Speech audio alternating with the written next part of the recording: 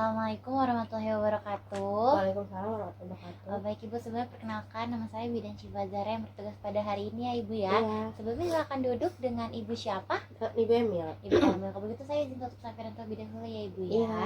Ini ibunya dilihat dari hasil anunya sedang masa nifas ya Bu ya. Iya.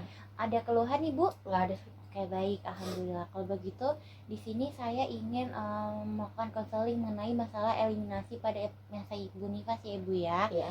Nah, jadi di sini ada beberapa jenis gangguan eliminasi atau buang air kecil, yaitu yang pertama ada retensio urin, lalu ada infeksi saluran kemih, dan juga ada sistitis. Nah, yang pertama saya akan menjelaskan mengenai retensi urin ya Bu ya. Nah, retensi urin ini adalah ketidakmampuan tubuh untuk mengosongkan kandung kemih secara tuntas Ibu. Nah, jadi ada tanda gejalanya. Yang pertama diawali dengan urin yang mengalir lambat, lalu terjadinya poliuria yang makin lama menjadi parah karena pengosongan kandung kemihnya tidak efisien, lalu terjadi distensi atau kontraksi abdomen akibat dilatasi kandung kemih. Nah, yang terakhir yaitu adanya terasa ada tekanan atau terkadang terasa nyeri juga Ibu dan merasa ingin buang air kecil. Nah, penyebab terjadinya retensi urin ini yaitu biasanya ibunya setelah persalinan, ibu masa nifas, lalu adanya penyempitan uretra atau struktur uretra, lalu adanya gangguan fungsi otot atau saraf karena obat atau anestesi, biasanya obat bius, dan terakhir batu ginjal.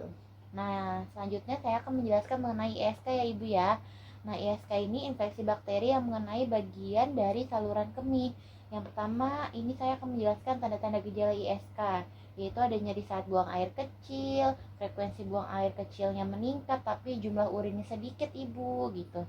Jadi bolak-balik kamar mandi, lalu tidak bisa menahan rasa ingin buang air kecil, dan juga kandung kemih terasa penuh walaupun sudah buang air kecil. Ya, itu tadi termasuk tanda gejalanya, sama juga biasanya terjadi nyeri perut bagian bawah. Nah, lalu penyebab ISK sendiri itu terbagi menjadi 5. Yang pertama pada masa kehamilan gitu.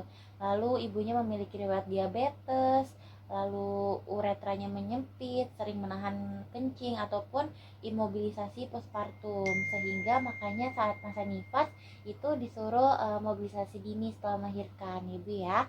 Nah, selanjutnya di sini saya akan menjelaskan tentang pengertian sistitis atau radang kandung kemih.